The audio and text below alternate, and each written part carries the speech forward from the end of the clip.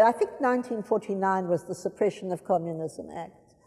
And so I had been to a youth festival in 1950 or 51 in Bucharest, and I was with a group that went traveling afterwards. We went to Moscow and we went to Czechoslovakia, and this was all highly exciting behind the Iron Curtain and in socialist countries. And amongst the group that I was traveling with, there was an Iraqi and a Cuban. And the Iraqi immediately twigged onto the fact, and he looked at me and he said, "Why aren't you chorny? You know, why aren't you black?"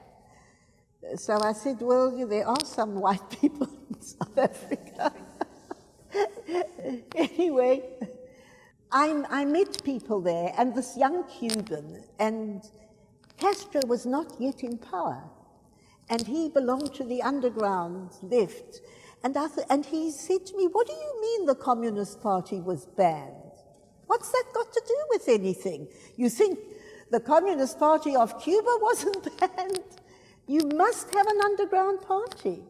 So full of eager anticipation, I came back to South Africa, and I asked Sam Khan and his family if we could have a meeting in his house, and invited as many of the people whom I knew had been in the party when it was legal or were inclined that way, and we had a discussion.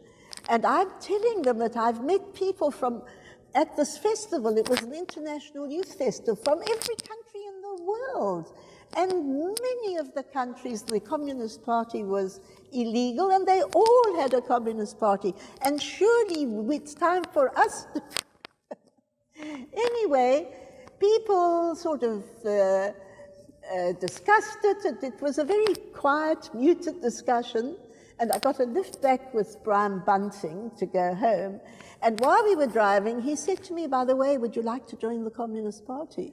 The party had been formed 3 months after it was banned underground. Anyway, that's why I found out I didn't have to start a Communist Party in South Africa. And yeah, so from then I had joined the Underground Communist Party. We'd formed an organization called the Modern Youth Society, where we had lectures and parties and camps. We made contact with people like Herman Jatoivu, who was working, a lot of people from Namibia were working in the docks in Cape Town. And anyway, the Modern Youth Society did quite a lot of good work, and then there was underground work within the party. And that's how I got involved. And eventually that led to various banning orders. So I was banned for 14 years, and the part of the banning order which affected me the most was I was not allowed to have anything to do with any educational institution. I was trying to collect up a BA at UCT, and I couldn't go, I wasn't allowed on the premises of any education, and that also meant the nursery schools. So I became unemployed. The banning orders, if you were white, you lived in isolation from the people to whom you were the closest. You know, we had the Group Areas Act. People didn't mix very much in different areas of Cape Town. and the banning orders got more and more stringent. I had to report to the police every week. I was confined to the magisterial district of Cape Town, which meant I could go as far as Sea Point at one end and as far as Mowbray at the other side. And I lost my job. And I didn't know where or how or what I could do to get a job which would support me, because I had to support myself. And you live in a white community where, I won't say everybody's your enemy. Some people really weren't. Some people were very nice. But I was banned from any kind of social gathering. So I was quite young then. I'm not saying I was a martyr. I'm not saying I had it worse than anybody at all. But I am saying it was quite tough and isolating. People knew you were banned and they were scared to have anything to do with you.